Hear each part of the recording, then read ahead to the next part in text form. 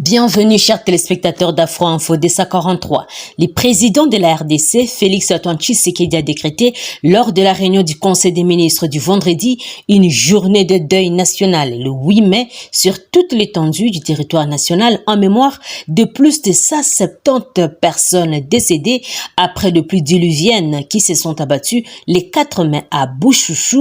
et Minova, deux villages du territoire des Kalehe, situés à plus de 130 km au nord de Bukavu, dans la province du Sud-Kivu. Le porte-parole du gouvernement, Patrick Muyaya, a aussi annoncé qu'une délégation gouvernementale sera dépêchée au Sud-Kivu dans les prochaines heures pour apporter l'appui du gouvernement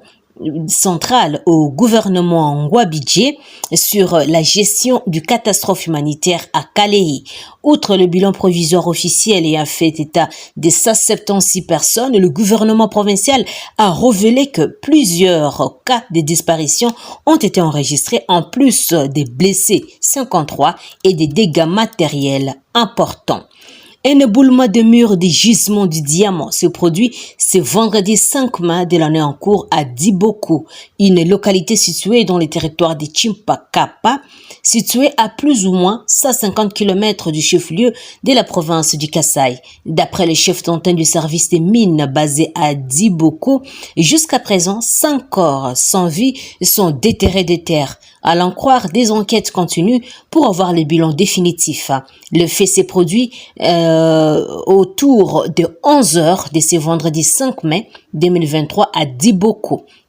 Le bilan provisoire fait état de 5 personnes déterrées mortes, a fait savoir le chef d'antenne des mines. Il accuse par ailleurs le commandant de la police des mines d'avoir autorisé l'exploitation de ces sites par les creuseurs sans avoir respecté la procédure. Joint à ces sujets, le commandant de la police des mines rejette ces allégations et fait savoir que ces sites fonctionnent très longtemps sans autorisation. Et le ministre provincial de l'énergie et mines, Aaron Kachungu, indique que le gouvernement provincial du Kasaï a dépêché une équipe à Diboko pour s'imprégner de la situation.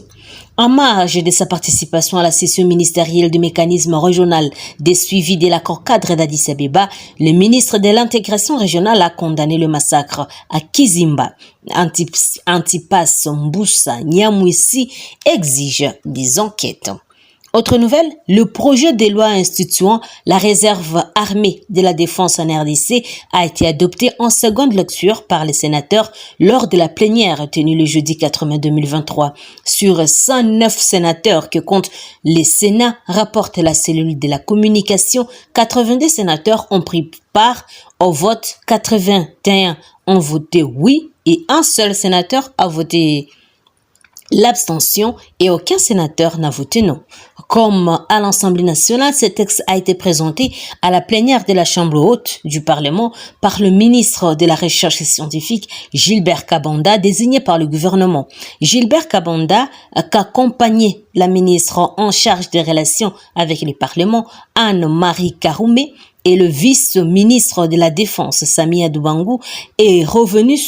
dans son exposé sur l'importance de cette loi qui arrive à point nommé à cette période où la RDC fait face à l'agression rwandaise sous couvert des terroristes du 1-23. Selon le ministre Kabanda, la création de ces services dénommés réserves armées de la défense permettra au pays de mieux renforcer la protection de sa souveraineté et son intégrité territoriale par la participation de tout Congolais à cette noble mission conformément à la Constitution. À l'application de l'article 112.15 de la Constitution, il s'est ressenti le besoin de professionnaliser nos forces armées de la RDC en instituant un service de réserve armée de la défense. Toute armée professionnelle et républicaine a à son sein un corps de réservistes pouvant venir en appui aux forces armées aussi bien qu'en cas de paix ou en temps de guerre, a déclaré Gilbert Kabanda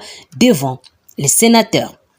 Ce texte vise à apporter un renfort temporaire aux forces armées de la RDC pour la protection du territoire national, participer à un service quotidien des unités des forces armées de la RDC, donner une expertise dans les domaines des armées et autres pour le besoin ponctuel. Et selon ce texte, la réserve armée de la défense est composée des militaires des carrières retraités et de différents services de sécurité, démobilisés du service militaire obligatoire, démobilisés du service militaire contractuel et des volontaires civils engagés dans la défense du pays et de son intégrité territoriale face à une menace ou à une agression extérieure conformément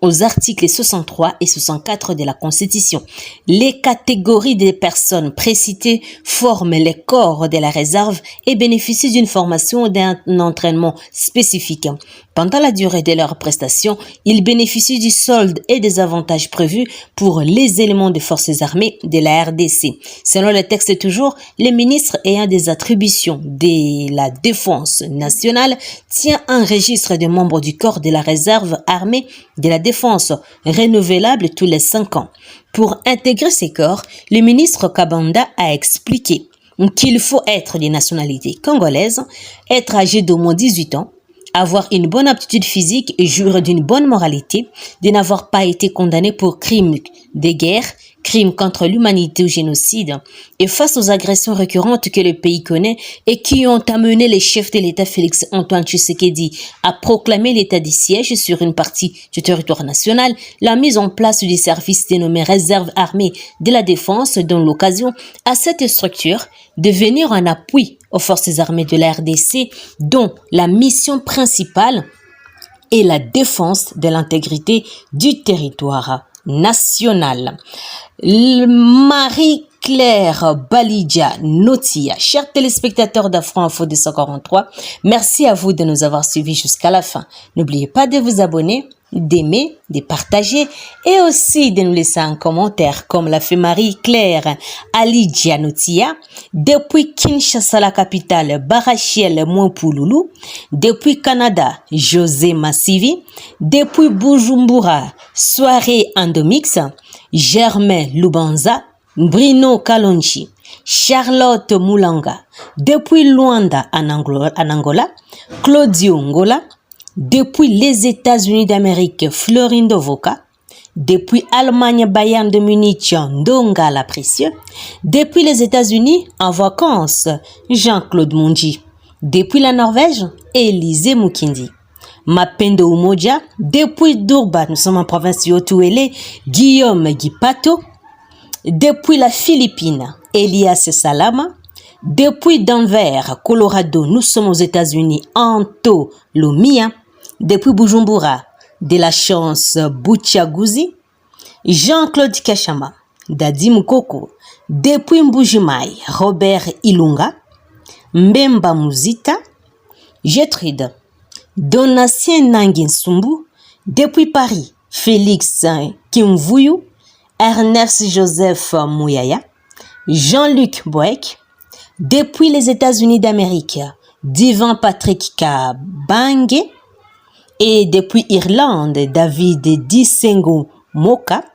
mais aussi Thomas Zemanga. Merci à vous tous de nous avoir laissé un commentaire, tout à signifier bien sûr la ville et le pays. Vous nous suivez. Je suis Santi Chesenga, depuis la province de l'Ituri, pour Afro Info 243. Portez-vous bien et à très bientôt.